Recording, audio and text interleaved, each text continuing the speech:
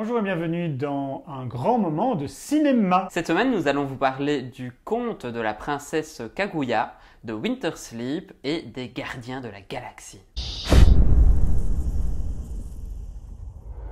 Nous allons partir directement au Japon pour un magnifique conte, le conte de la princesse Kaguya. Oui, qui est en fait le plus ancien écrit narratif japonais, qui date du Xe siècle. Une animation en 2D, fusain, pastel et aquarelle. Le réalisateur, Takahata, exacerbe vraiment l'émotion, le ressenti de la protagoniste. Mais c'est un peu lent et un peu trop long. C'est peut-être un peu simpliste au niveau du message. C'est un joli conte. Le deuxième film de cette semaine, c'est Winter Sleep, un film turc, Palme d'Or du 67e Festival de Cannes, donc cette année, en mai dernier.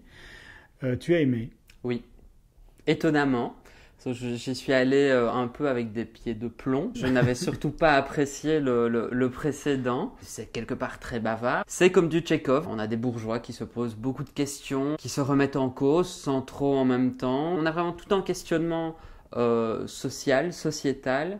On a vraiment un questionnement aussi autour de la position de la femme, du rôle de l'épouse. On est dans la Turquie contemporaine, mais en même temps, on se rend compte que c'est une société extrêmement codée, extrêmement normée. La réalisation est assez intéressante parce qu'il y a énormément de symboles. Le montage fait des raccords dans le mouvement, simplement. Et donc, on passe d'une temporalité à une autre. C'est assez surprenant. Et vraiment, les 3h16 du film ne se ressentent pas du tout. Nicolas, la semaine dernière, tu as dit tout le mal que tu pensais de Lucie, de Luc Besson, avec Scarlett Johansson. Or, les chiffres viennent de tomber, 1,5 million d'entrées pour sa première semaine en France. Il a détrôné La Planète des Singes. Es-tu toujours d'accord avec ton avis? Je suis toujours d'accord avec mon avis. Dernier film de cette semaine, et ce sera notre coup de cœur, Les Gardiens de la Galaxie. Oui. Alors, par qui est-ce réalisé? James Gunn.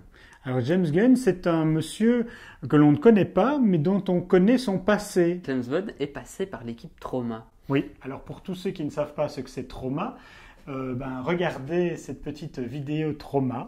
Tu peux aussi mettre les mains. Ah, je mets les mains oui. aussi.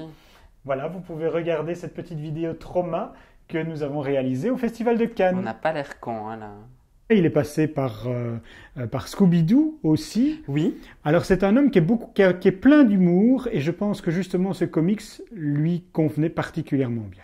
Il convenait particulièrement bien aux comics. Je pense que vu la démarche des studios, il y a beaucoup de chances que ça fonctionne plutôt comme ça. On a un vrai film qui amène toute l'introduction en fait de qui sont les gardiens de la galaxie et qui fonctionne comme un épisode à part entière. Il y a une caractérisation des personnages qui est savoureuse. C'est une vraie galerie. Même les seconds rôles, Benicio del Toro qui a quasiment une apparition est juste merveilleux. On rentre dans le film avec un principal protagoniste. On est avec un gamin qui a un baladeur cassette et on a sa musique qui va en fait ponctuer tout le film, et ça c'est une des richesses vraiment du film. Alors c'est quand même une sorte de space opéra revisité, un peu moins classique que ce qu'on a l'habitude de voir, dans lequel on va enlever toute la contemplation de l'espace et des planètes pour y laisser quand même beaucoup de place aux batailles et à une 3D qui, pour ma part, n'apporte pas grand-chose. Nous allons rester là pour cette semaine, n'hésitez pas à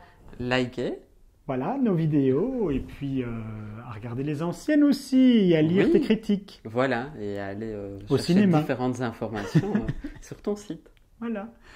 Merci beaucoup et à bientôt. Au revoir. Au revoir. Attention. Boum. Le réalisateur de Winter Sleep s'appelle Ceylan. Oui. Est-ce que c'est lent? Mais je viens de dire le contraire, donc non.